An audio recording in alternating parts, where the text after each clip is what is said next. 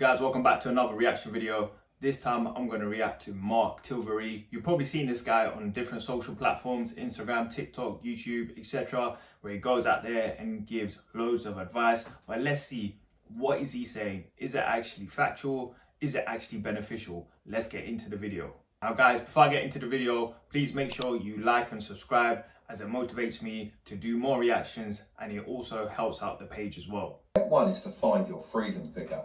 Your freedom figure is the amount you need to live your life without having to worry about money ever again. Once it's invested correctly, it will generate enough passive income to fully support your lifestyle without ever running out. I'll talk more about investing later on, but first we need to nail down what that figure is for you, as this isn't a one-size-fits-all kind of thing, because financial freedom means different things to different people. So the first thing you need to do is set your financial freedom baseline.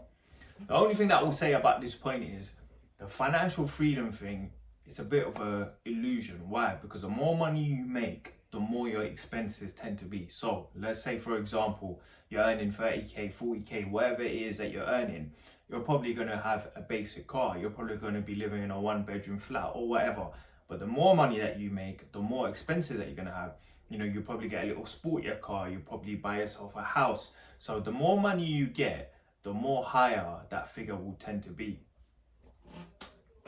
Maybe you want a life where you go on vacation more often, drive a sports car, live in a mansion, or buy a private jet. Just bear in mind, the fancier the lifestyle you're aiming for, the tougher it'll be to get there. Personally, I've always valued the freedom. Exactly. Like I mentioned before, the more money that you're gonna get, the more money that you're used to, the higher your lifestyle is going to cost. Step two is to hack your life. I get that reaching your freedom figure in an investment account might seem like an impossible task. It definitely felt that way for me when I first started, but there are a few strategies that can help you get there faster. I highly suggest taking a closer look at all the areas where money might be slipping through your fingers. That is a brilliant point, yeah. You'll be surprised how much money you spend on dumb stuff. Like, it's actually mental. Have you ever sat back and looked at your statements to say, why did I buy that? Why did I buy this? You know what? I didn't even need to go out that day. I just spent stupid money for no reason. Trust me, taking a step back and being able to analyze, your outgoings is going to help you massively. Chances are you're spending far more than you realise on things that don't really matter to you. Don't worry, I'm not going to lecture you about skipping Starbucks or making packed lunches every day. I'm sure you've heard enough of that advice from my... One thing that a lot of people tend to complain about this advice, don't buy Starbucks, packed lunches, all of that stuff. But it all adds up. You spending X amount on a daily basis on coffees is going to add up, and it's going to be substantial at the end of the year. You're just thinking it's £2, £4 today. You need to think about how much is that going to be at the end of the year. That's the mentality you need to have in order to start saving properly. Shorts. Instead, I want to show you clever ways to keep living the life you love while saving money through some smart hacks. Let's kick things off with car hacking, because I think a lot of people need to hear this. How much you want to bet he's going to talk about them financing mad cars with mad payments that they can't afford, when you can go out there and buy a car for 2 to 3 grand and it's still going to do the same job? How much you want to bet? Social media might have you thinking that everyone is driving around in Range Rovers and Lambos, but let me tell you, that's usually not the case. Most of these people have their cars on finance or loans, paying hundreds of dollars every month just to keep up appearances. According to LendingTree, the average monthly car payment for a new vehicle in 2024 hit a whopping $734. Obviously, this is America, whatever. But let's say in the UK, I don't know what the stats are, but let's say the average is £500. £500 a month. A month. When you damn well know that you can go out there and you can buy a little ding dong for 3-4 grand and it will do the same job. Also, I'm not saying you shouldn't treat yourself and not buy a nice car. That's not what I'm saying. I'm saying there's a time and place. There's a time and place in your life where you should be grinding, going back to basics. And when you've got, a little bit of money, you got assets, then you can go out and do what you want to do. Enjoy that car. Get a nice car. Just a quick break from the video. Just wanted to introduce you to a company called Sovereign Lending. Are you a business? Do you need funding to expand your operations? You want to open another location? or do you need to upgrade your equipment, or do you just need some financial help? These guys do business funding. They help companies secure unsecured loans. So guys, reach out to them. I'll put all the details in the description box below, and you can also see it on the video as well. Now back to the video. Next up, let's talk about something I like to call brand hacking.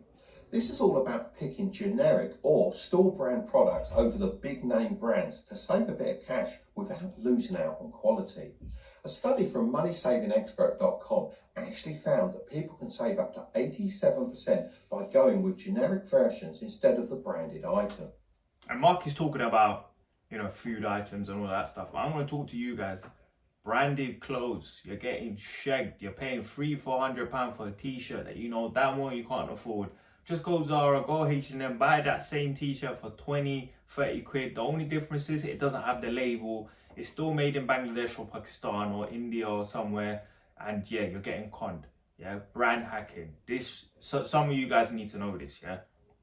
You're spending £400-500 on clothes that you damn well know that you can't afford.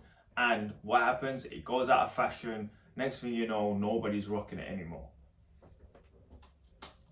But let's get practical so you can see what I mean.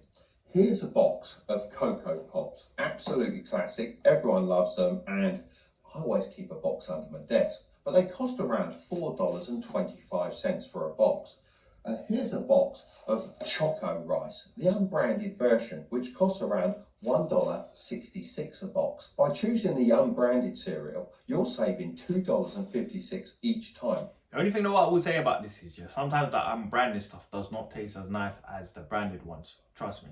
Also, why is it that when YouTubers, when they talk about money, it's always in dollars? Just, bruv, you're British. Just use pounds in it. I don't know. That's just me. Honestly, I bet most people couldn't even taste the difference. Plus you get... Nah, you can. Trust me. On some products, you can taste the difference. For the big one, house hacking. As we know from step one, housing is usually your biggest expense, but what if you could reduce or even completely eliminate that cost? You're probably expecting me to say live with your parents or go for a smaller apartment. And while those are good options, they don't suit them. Listen, to all you young bucks, because I know a lot of people are young who watch our videos, is that if you're at home and if you have, the opportunity to stay at home and save your money. Don't spend it on dumb stuff. Yes, enjoy, go out there, enjoy yourself. Yes, you're young or whatnot. But majority of your income, you should be saving, right? You should be saving. So when you get to a certain age, when you want to leave the yard, you've got enough money to put down for a deposit. Trust me, save while you have minimal expenses. Yes, you should help your parents out, but it's nowhere going to be near as going out there renting a flat, for example, for like what, £1,200, £1,500. Just save your money. Everyone. So here's a smarter strategy you can use. Instead of getting a typical apartment, think about getting a duplex or a property with an extra room or two. Sure, this might mean a slightly higher deposit up front, but it's worth it. You live in one unit and rent the other one out, using this rental income to cover most, if not all, of your mortgage. That way, you're effectively living for free while building equity in your home. You can also do this if you're renting. Recently, I went to... What I would say is, if you're thinking about adopting this strategy, it's a good strategy, but you need to confirm that you're allowed to do this, especially if you're renting. So you need permission from the landlord, number one.